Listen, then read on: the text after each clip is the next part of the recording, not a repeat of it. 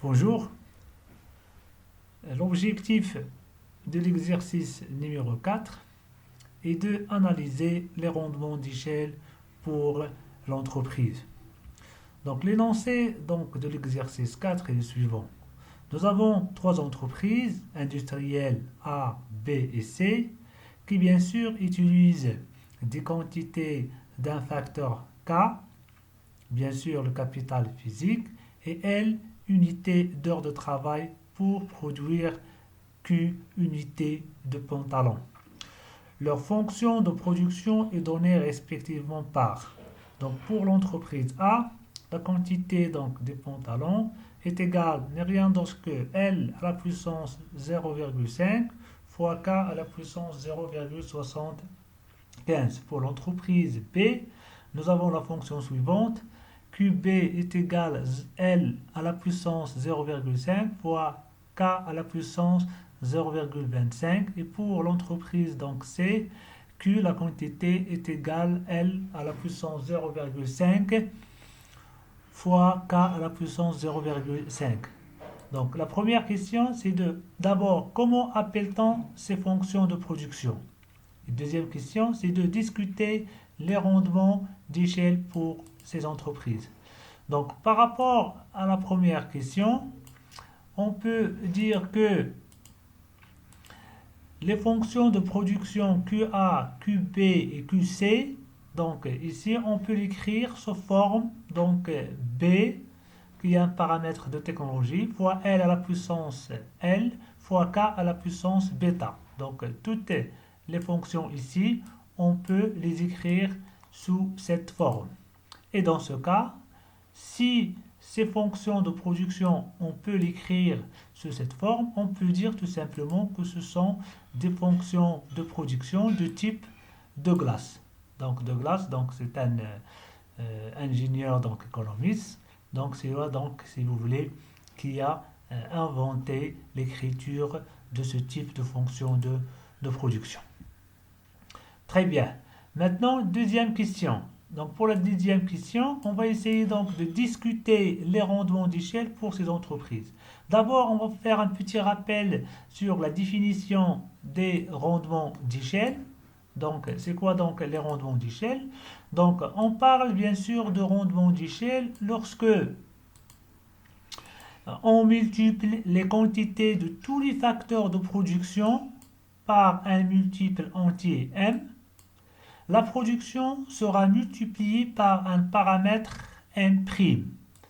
C'est-à-dire ici tout simplement, voilà, on va multiplier les facteurs L par M et on va multiplier le facteur K par M et on va trouver que la production est nécessairement multipliée par un paramètre M'. Donc maintenant, c'est quoi la règle de décision? Donc la règle de décision est la suivante. Si on a M' est égal à M, c'est-à-dire M est égal à M', donc on a des rendements d'échelle qui sont bien sûr constants. C'est-à-dire quoi tout simplement? Si on multiplie facteurs de production L et K fois un paramètre M, la production sera également multipliée par le même paramètre. Deuxième cas, c'est ici nous avons M' est supérieur à M. C'est-à-dire on a des rendements d'échelle croissants. C'est-à-dire lorsqu'on multiplie la production par, ou bien les facteurs de production par un multiple entier M, la production quant à elle est multipliée par un paramètre M' qui est supérieur à M. Dans ce cas, on parle de rendements d'échelle qui sont bien sûr croissants. Troisième cas, c'est que ici, lorsque nous avons M' inférieur à M, c'est-à-dire nous avons des rendements d'échelle décroissants.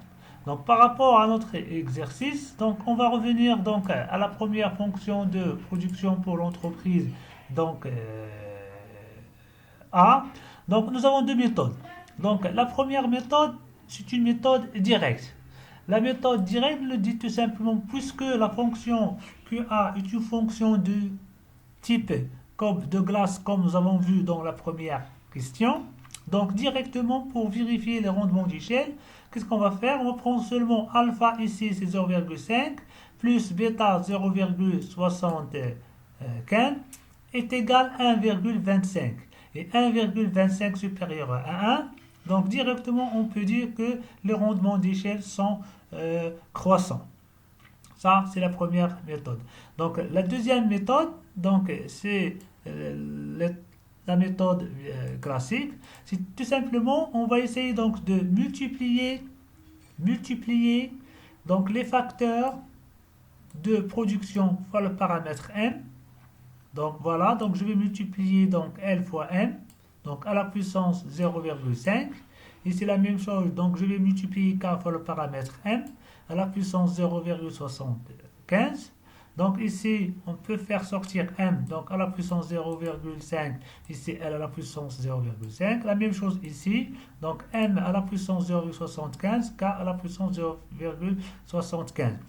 Donc ici, donc vous avez M, ici M, donc on peut donc faire donc factoriser par m à la puissance 0,5, voilà, plus 0,75 fois L fois à la puissance 0,5 fois K à la puissance 0,75, voilà, est égal, donc ici c'est 1,25 est égal L à la puissance 0,5 fois K à la puissance 0,75. Et bien sûr est égal ici donc m fois, donc c'est quoi ça? Donc ça n'est rien d'autre que la fonction donc de production initiale.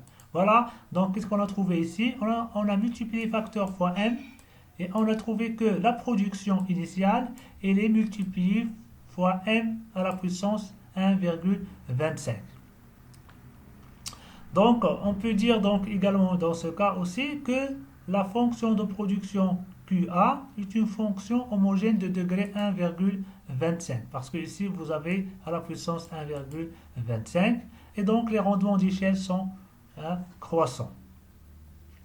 Donc pour l'entreprise 2, donc ici c'est l'entreprise B, donc toujours donc la première méthode n'est rien d'autre que application directe des caractéristiques de la fonction du type courbe de glace. Donc puisque la fonction QB, d'après l'exercice, la question précédente, est une fonction donc du type courbe de glace, donc directement pour déterminer le rendement d'échelle, qu'est-ce qu'on va faire? On va seulement faire la somme de alpha plus bêta. Dans ce cas, alpha est égal à 0,5. Ici, bêta est égal à 0,25 est égal à 0,75 inférieur à 1. Directement, donc les rendements d'échelle sont décroissants. Deuxième méthode, qu'est-ce qu'on va faire? Donc la même chose, deuxième méthode, donc on va faire donc la méthode classique, c'est-à-dire tout simplement, on va multiplier les facteurs de production K et L fois M. Voilà, donc on va les multiplier, donc ici, on va les remplacer dans la fonction de production initiale.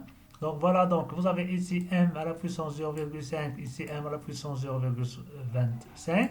Donc si on fait donc factoriser par m, donc on aura donc d'après les calculs, c'est très simple, voilà, est égal m à la puissance 0,75. Donc ici les rendements d'échelle sont décroissants. Pourquoi? Parce que ici vous avez m, bien sûr ici, qui est supérieur ici à m à la puissance 0,75. Donc on dit ici que QB est une fonction homogène de degré 0,75.